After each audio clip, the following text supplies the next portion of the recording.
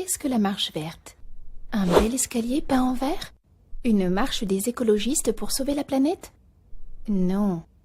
En réalité, il s'agit d'un fait marquant de l'histoire du Maroc. Voici la carte actuelle du Maroc que vous connaissez tous, mais il n'en a pas toujours été autant. Depuis le XIe siècle, sous le règne almoravide, l'empire s'étendait jusqu'aux frontières du Sénégal. Cela jusqu'en 1884, lorsque les colons espagnols décidèrent de s'installer sur les côtes du Sahara marocain. En 1912, les colons français viennent à leur tour envahir ce qu'il reste du royaume. Ils y resteront jusqu'en 1956, date à laquelle Feu Sa Majesté le roi Mohamed V obtient l'indépendance de son pays.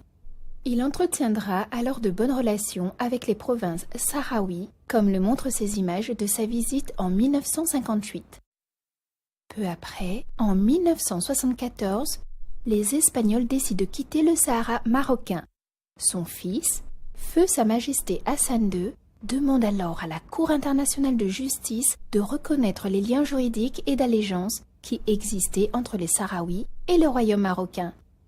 Le 16 octobre 1975, il obtient une réponse positive. Le jour même, il s'adresse au peuple pour annoncer cette grande nouvelle et demander des volontaires pour une marche pacifiste vers le sud, vers le Sahara marocain. Munis uniquement d'un Coran, d'un drapeau et de leur foi, plus de 350 000 personnes prennent pacifiquement la route du sud, vers Marrakech, puis Agadir et enfin Tarfaya. Des centaines de milliers de citoyens, dont 10% de femmes, abordent plus de 12 000 camions, 113 trains, avions, bateaux, apportant avec eux 9 millions de briques de lait, 2500 tonnes de sucre, 4500 tonnes de farine, 2500 tonnes d'huile, 300 tonnes de poissons, 20 000 théières, 400 000 couvertures et des millions de litres d'eau.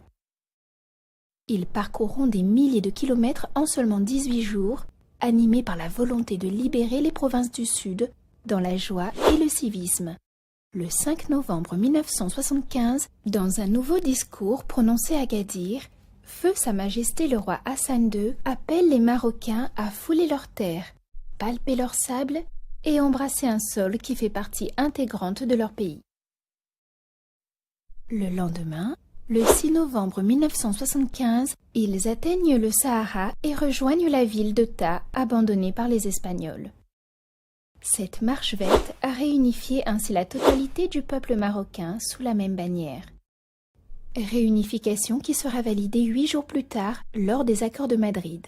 Quelques semaines plus tard, les dernières troupes espagnoles quittèrent définitivement les provinces du Sud.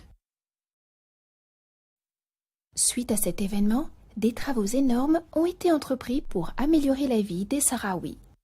En effet, une partie importante des ressources et des richesses des régions centrales du Maroc est dédiée à la satisfaction des besoins des Marocains du Sud.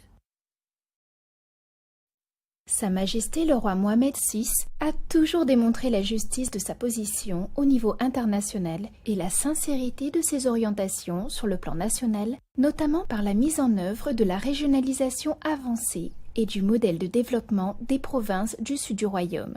Aujourd'hui, il se charge de garantir l'intégrité territoriale avec autant de tact et de fermeté que le firent son père et son grand-père avant lui. La cause du Sahara est la cause de tous les Marocains, sans exception. Le Sahara a toujours été marocain, et il le restera.